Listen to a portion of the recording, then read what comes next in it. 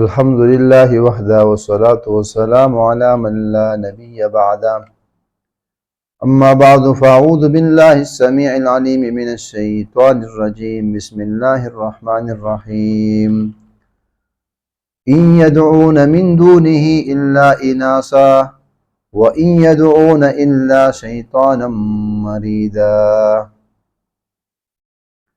کتاب تقویت الایمان جو کہ شاہ اسماعیل شہید رحمہ اللہ کی تصنیف ہے، اس کا 7واں باب رسم و رواج میں شرک کی حرمت۔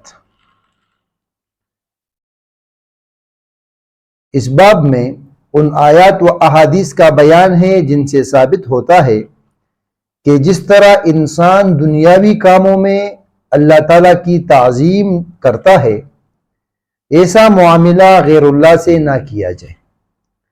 یعنی جس طرح تعظیم دنیاوی کاموں میں اللہ رب العالمین کی ہو رہی ہوتی ہے، ایسی تعظیم اللہ کے علاوہ کسی کے لیے نہ کی جائے۔ سورہ نساء آیت نمبر 117 سے 120 میں اللہ رب العالمین ایسی کاموں کی مذمت بیان کرتا ہے۔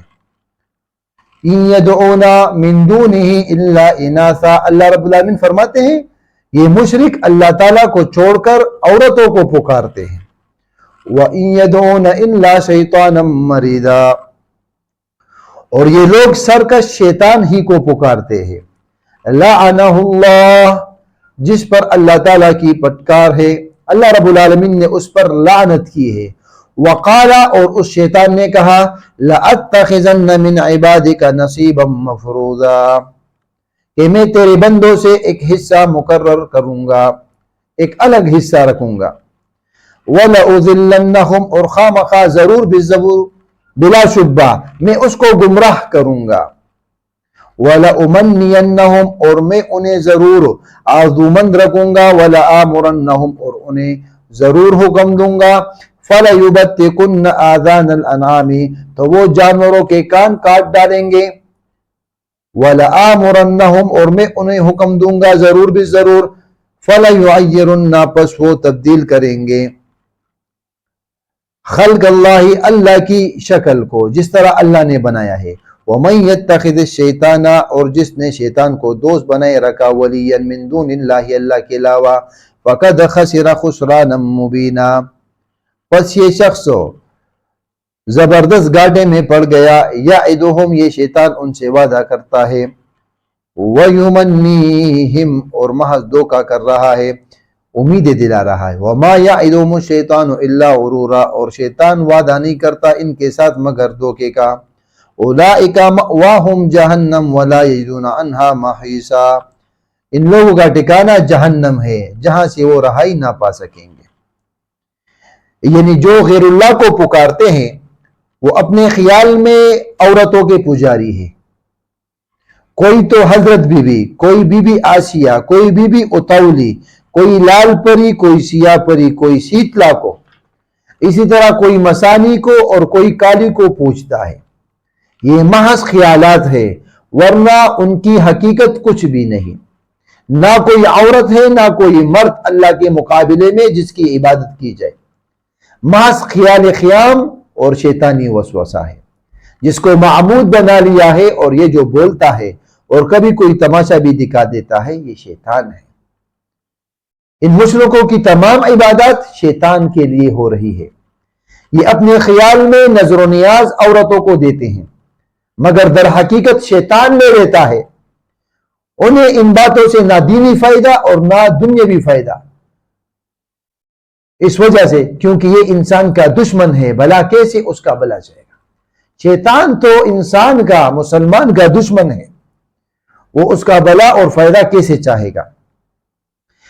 اور شیطان اللہ کے سامنے کہہ چکا ہے کہ میں تیرے بہت سے بندوں کو اپنا بندہ بنا دوں گا، میں ان کو گمراہ کروں گا، انہیں تیری سیدھی راہ سے بھٹکاؤں گا، اور وہ تیری خلقت کو بدل دیں گے، وہ تیری بات کو نہ مانیں گے۔ مثلا ان کا کان چیر ڈالیں گے، جس طرح میرے نام کے جانور مقرر کریں گے، جس طرح نظر و نیاز اور جانوروں کا کان چیرنا، کاٹنا، اس کے گلے میں کمر بند ڈالنا، ماتھے پر مہندی لگا دینا، منہ پر چہرہ باندھ دیں گے، منہ کے اندر پیسہ رکھ دیں گے۔ بہرحال ہر وہ علامت جو یہ بتائے کہ جانور فلاں کی نیاز کا ہے اس میں داخل ہے۔ شیطان یہ بھی کہہ آیا ہے کہ میرے اثر سے لوگ اللہ تعالیٰ کی بنائی ہوئی شکل کو بگاڑ ڈالیں گے۔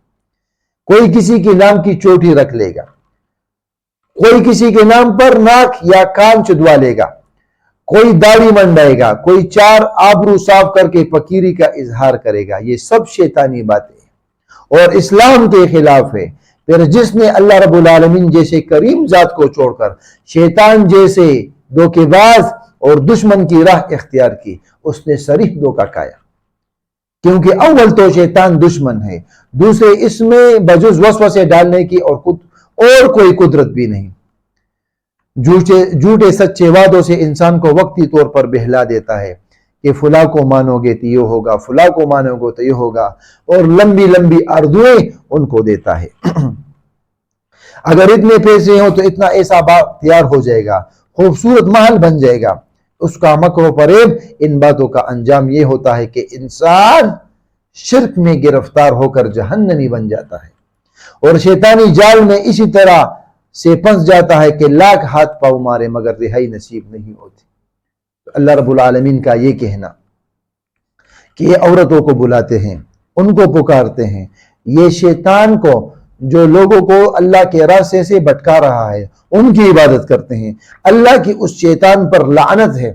اور شیطان نے اللہ کو کہا تھا کہ میں اپنا حصہ الگ رکھوں گا، میں ان کو گمراہ کروں گا، انہیں آرزویں دلاؤں گا اور انہیں حکم دوں گا تاکہ وہ اللہ کی خلقت کو تعیر کر سکے، اور اللہ کے نام کے جو جانور ہیں ان میں وہ ان کے کان چدوا لے، اور اسی طرح اور بھی چیزیں ان میں وہ اللہ کی خلقت میں وہ تعیر کریں گے۔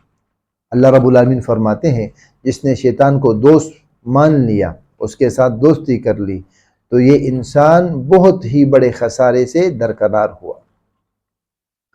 اولاد کے سلسلے میں شرک کی رسم ہے۔ دوسرا عنوان اللہ رب العالمین قرآن کریم میں فرماتا ہے، سورہ اعراف 189 سے 190 تک، هو الذی خلقکم من نفس واحدہ، اللہ وہ ذات ہے جس نے تم کو پیدا کیا ایک نفس سے، وجعل منها زوجها، اور اس سے اس کی بیوی پیدا کی، یعنی آدم علیہ السلام، اور پھر اس سے اس کی بیوی، لیسکن الیہا فلما تعشاها حملت حملا خفیفا فمرت به فلما اسکلت دعوا اللہ ربہما لئن آتیتنا صالحا لنکونن من الشاکرین۔ جب انہوں نے ہم بستری کر لی تو اس سے حمل ٹھہر گیا، وہ ان کو لے کر چلتی ہے، اور جب ان کو امید ہو گئی کہ میرا بچہ ہوگا تو اللہ رب العالمین کو پکارنے لگتے ہیں، لئن آتیتنا صالحا، اے اللہ اگر تو نے مجھے، آپ نے ہمیں نیکوکار بچہ دیا، لنکونن من الشاکرین، تو ہم شکر کرنے والوں میں سے ہوں گے۔